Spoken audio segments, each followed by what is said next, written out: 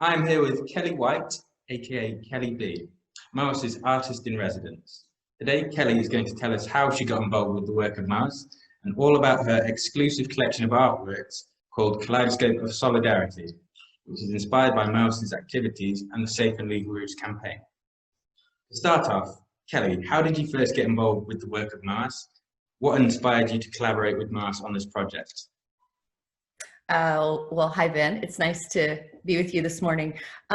I found MOAS several years ago. I was putting together a nonprofit of my own that was really about interacting with different cultures, having intimate cultural experiences, and in looking for organizations that aligned with my own mission and ethos and was addressing world concerns that fell on my list as well.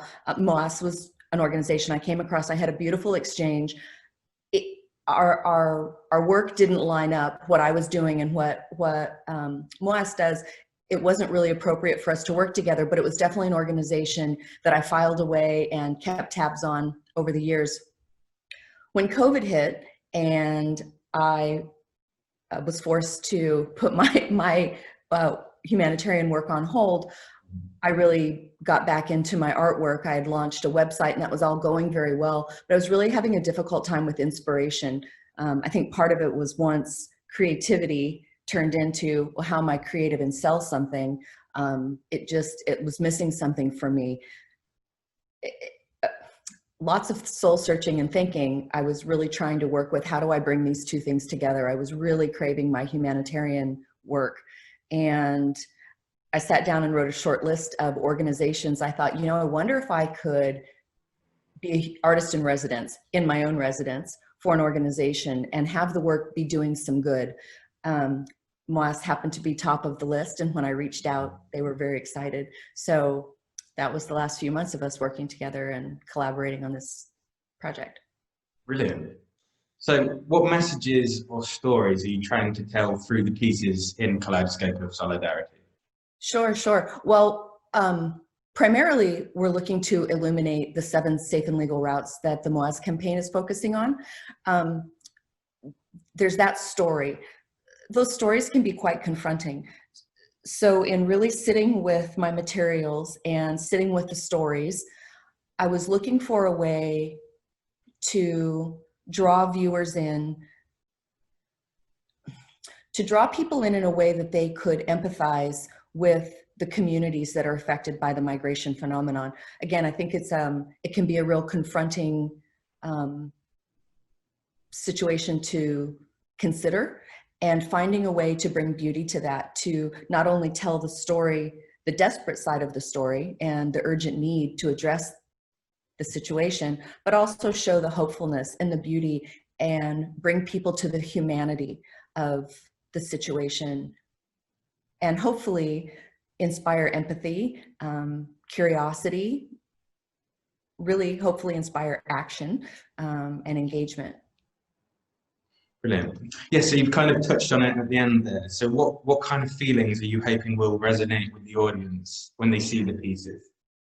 When I'm sitting and I'm working on a piece, I think the emotions that stir in me, the empathy, the really getting into your humanness and recognizing that the situation that you're in is quite by luck, and really considering the situations of the communities that are affected by, the phenomenon, and really being able to sit with that. So, stirring empathy, association, and urgency. That urgency, I think, is one of the feelings that comes up in me often. Makes my throat tighten a bit. Of this could so easily, especially from, I'm in the United States. I think in Europe, this is a situation that is much more visible.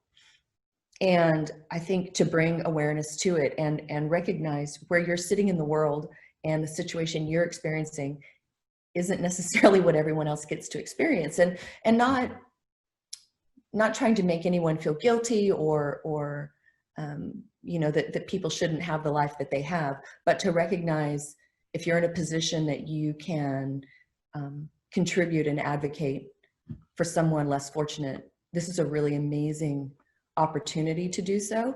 And just from a humanitarian aspect, it's urgent and necessary. Okay, brilliant. Thank you, Kelly. The next question we wanted to ask is, why have you chosen butterflies as the prominent metaphor in the collection? Again, thinking about, I went through several different iterations of what a key piece of the collection could be. And butterflies, I don't think there's anyone in the world who would say a butterfly isn't something beautiful. Its entire lifespan, it's tragic, it's transformative, it's not chosen necessarily, and it's courageous, it's hopeful. I think it's something that even in the pieces that portray distress of some sort, there's beauty to that. There's beauty and hopefulness of survival and thriving, and I think that using butterflies to portray the people in this situation, I think it's just brilliant. They are beautiful, they are courageous, they are hopeful. They go through, they're put in positions of having to face the most extreme transformations. And the fact that they step forward to make those choices is so profound and amazing to me. And so I really hope that butterflies do that justice. I hope it represents them in a beautifully respectful way and shows their strength and courage. Thank you, Kelly. So could you tell us, please, what artistic and research processes did you undertake to create the collection? Yeah, I'll in full transparency, when the folks there first said they wanted the collection to represent safe and legal routes, it became clear quickly how important education is for this. I really thought it was a legitimate route.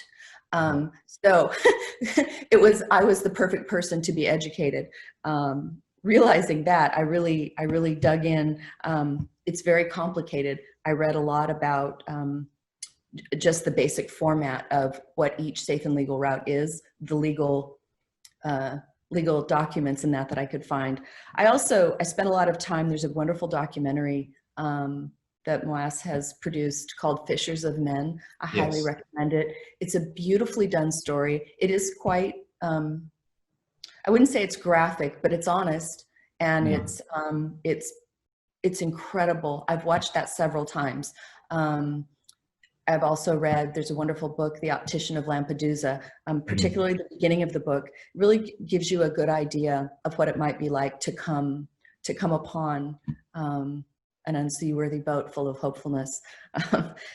So sitting, my research or my preparation was really sitting with what it must be like to be put into a position that making a choice to flee in such a dangerous way, to flee whether it's war or persecution or violence or whatever it is that puts someone in that position, to choose that that's the better option than to stay.